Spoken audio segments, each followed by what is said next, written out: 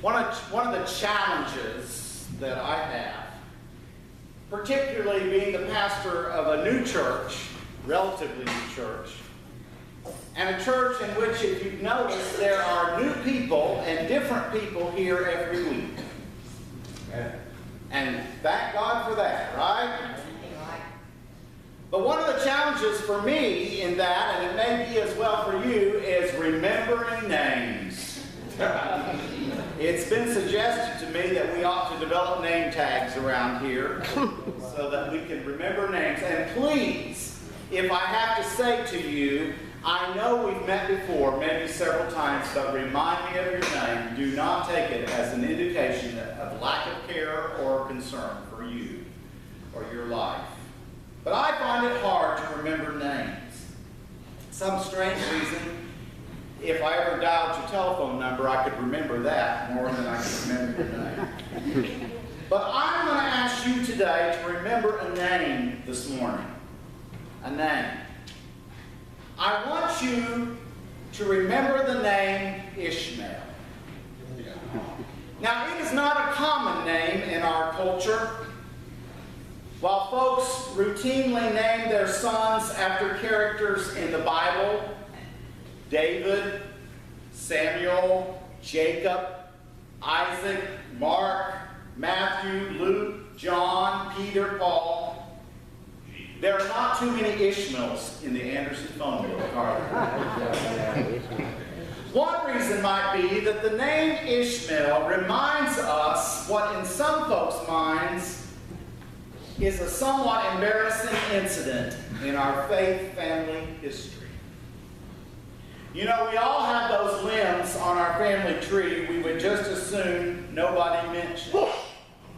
Maybe some of us are those limbs on our family tree. I remember doing some genealogical research at the local history museum in my hometown in Indiana several years back, and discovering that my great-great-grandfather Kruger, does that sound German or what? Yes. A little bit. My great-great-grandfather Kruger, Charles Kruger, committed suicide by hanging himself in the woodshed behind his home.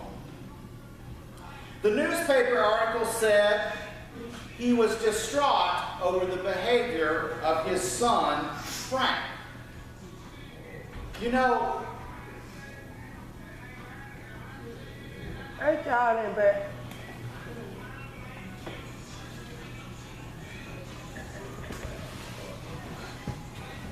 Excuse me.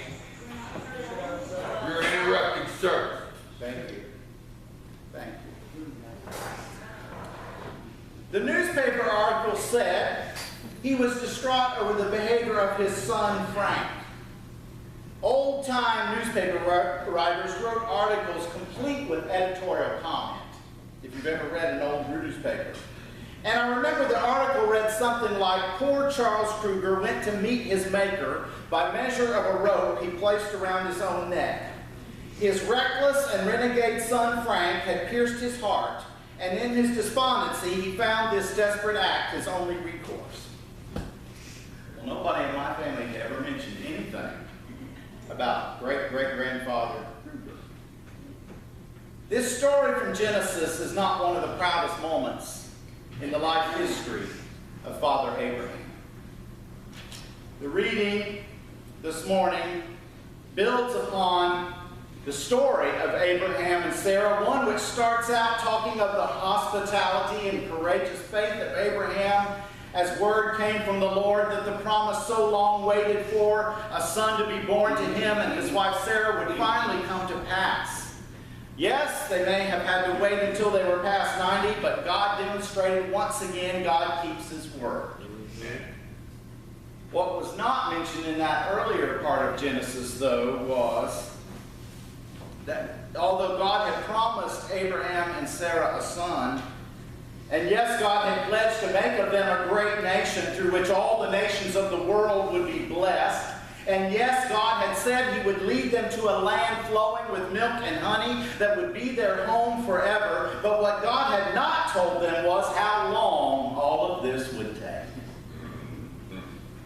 so they followed God from the only place they'd ever known as home to this new, uncertain destination.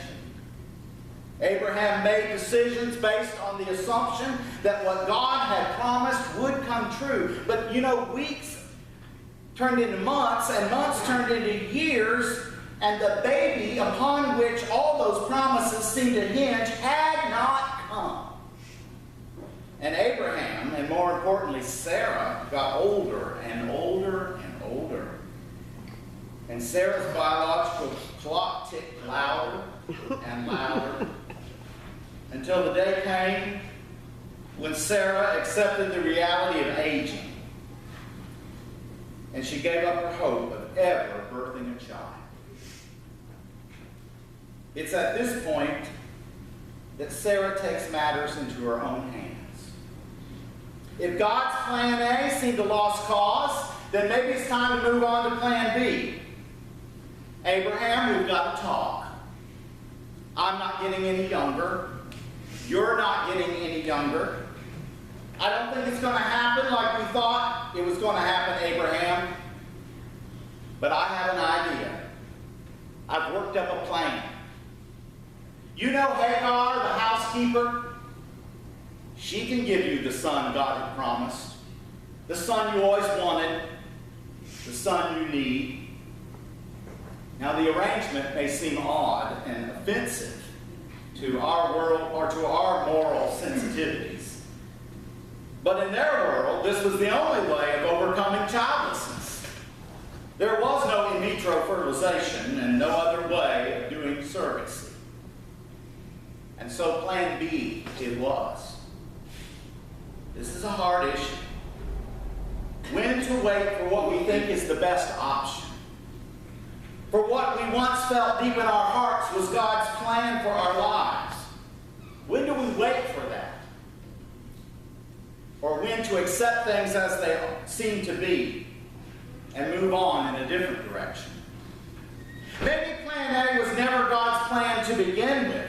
Maybe the door which seemed shut in our face was shut so God can open a window to another whole possibility. Maybe the dream we thought was divinely inspired was just really wishful thinking on our part. These are all the questions which swirled in the minds of Abraham and Sarah and across perhaps the landscape of your life at some time as well. Amen. So indeed, a child was born to Hagar, the housekeeper. Abraham's heart was flooded with joy.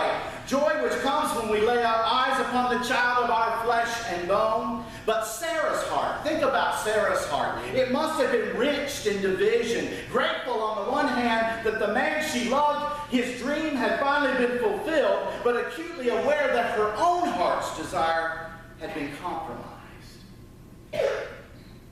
Oh well, that's life, right? Life is a series of compromises and contradictions. Sarah had made the very best of a bad situation. Things evidently went okay for a while with this strange arrangement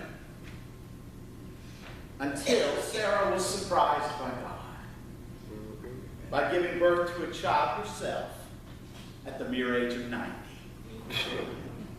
God did keep his promise. It was just on God's time. Amen. Right? You see, we sometimes don't like or understand God's time, do we? We want it on our time. Suddenly, the picture changes for Sarah and Abraham and Hagar, who is the innocent victim in this story. One day, all that pent-up jealousy and anger and bitterness and envy and pride and hurt finally broke through like the floodwaters flowing over and through the levees of the mighty Mississippi when it floods. The occasion was a party to celebrate the weaning of the blessed son Isaac. Sarah looked over. She saw that slave girl's son Ishmael taunting her son Isaac, the son born to she and Abraham, and she could take it no more. She told her husband that Hagar and boy must go. Abraham's heart was broken, but he did what his wife told him. Smart men do that, you know. But here's the strange part. He also did it because that's what God told him. Amen. God told him. God told somebody to kick a woman and a child out into the streets. This can't be the same God whose eye is on the sparrow, who stands on the side of the widow and the orphan, the same God who sent his Son to preach good news to the poor and recovery of sight to the blind and to set free the prisoner. This can't be the God of great compassion and mercy who is ever on the side of the weak and the defenseless. Quite honestly, I had a hard time here in this story with God's support of Sarah's action that led to Hagar and Ishmael's banishment. As one commentator said, Hagar comes to represent many people who have been cast out by their families, or their home, or their country, a runaway child from abuse, a refugee from a war-torn land, an abused wife, the homeless. The list of those represented by the figure of Hagar is very long. The more I gave consideration to this story, to this situation, it dawned on me that oftentimes when we make mistakes in life, when we royally mess up, the only way out of a bad situation is down a pathway of sacrifice and suffering and pain. And if we think we can avoid that pain by covering it over, what do we find out? Does not work. And the only way sometimes out of the mess we're in includes the sacrifice, suffering, and pain of the innocent. Unfortunately. Bob Diffenbaugh, in an article entitled "When Christians Mess Up," says about this story, the attachment of Abraham to his son Ishmael was so great that a crisis had to be reached before he would come to grips with the situation. And while we cannot justify the motivation of Sarah for her ultimatum, he said, I personally believe that such a move had to occur in order to force Abraham's hand in setting aside his aspirations for this son. God reassured Abraham that as painful and unpleasant as the situation might be, putting Ishmael away was the right thing to do, and that he should listen to his wife. Now, if the story had ended right there, then the picture we would have of God would have been much different. Yeah.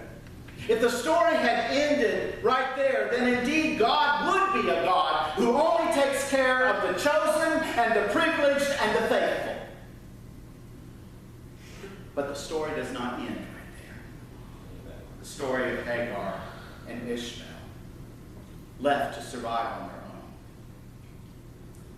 For in the end, the boy's name Ishmael reveals an important truth about the God of Abraham, Isaac, and Jacob. This God of Abraham, Isaac, and Jacob is also the God of Ishmael, whose name literally means God hears. God heard Ishmael's cry and Hagar's plea. God promised to make of Ishmael a people of a great movement in history as well. We love and we serve a God who hears. A God who hears us when we are up on the mountaintop, and a God who hears us when we are down in the valley. A God who hears us when we are doing all things right, and a God who hears us when we mess up time and again. A God who hears us when we sing songs of joyous blessing and praise, and a God who hears us when we cry sorrow-filled laments of brokenness and grief. For in Ishmael, we are reminded that God hears. No matter who we are, no matter where we are from, no matter what creed we claim, when humbly in need we turn to God, God hears. As one commentator said, Ishmael, the heir of Islam, Did you realize that? Cousin to the Jews and the Christians. All three great world religions tracing their ancestry back to Abraham. Ishmael bears a name that signals a promise to every human being. God is not deaf, dumb, or blind. Amen. God is not implacable, impersonal, or impassible. God is not without feeling or emotion. God is not an absentee landlord. No, Christians and people of all faith, good faith, believe that God sees every misery and God hears every painful sob. And as the Hebrew people would learn after 4 centuries of slavery and exploitation under Egypt, that God heard their groaning. Knowing and believing that God heard them was the very first step in their transformation and liberation from bondage. And the same is true for us today. Ishmael, God hears. Now the challenge we face is that our ways and God's ways, just as our time and God's time, is not always the same. Sometimes it's hard for us to see that God works through both times of blessing and times of pain. A while back, a friend sent me this story by email that I'd like to end with this morning. The story says the only survivor of a shipwreck was washed up on a small uninhabited island. He prayed feverishly for God to rescue him. And every day he scanned the horizon for help, but none was forthcoming. Exhausted, he eventually managed to build a little hut out of driftwood to protect him from the elements and to store his few possessions. One day, after scavenging for food, he arrived home to his little hut to find it ablaze in flames, smoke rolling up to the sky. It happened. The worst had happened. Everything was lost. He was stunned with disbelief and grief and anger, and he cried out, "God, how could you do this to me?" Early the next day, he was awakened by the sound of a ship approaching the island. It had come to rescue him. "How did you know I was here?" asked the weary man of his rescuers. "We saw your smoke signal," he said. It's easy to get discouraged, is it not, when things are going bad? But do not lose heart,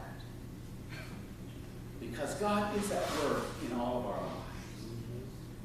Even in the midst of pain and suffering, God is at work. So remember, the next time your little hut seems to be burning to the ground, it just may be a smoke signal that summons the grace of God. Ishmael, God hears. God hears. Let's pray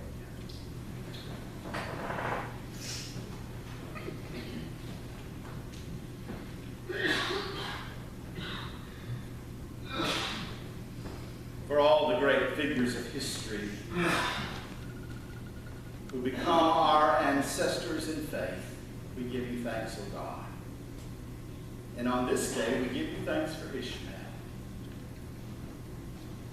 who reminds us by virtue of his name that you hear. You hear us when we call. You hear the pleas of our lives. Even when we might feel as if you are silent, you still hear.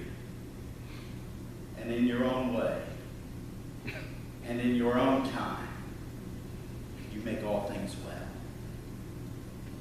That's the promise we believe.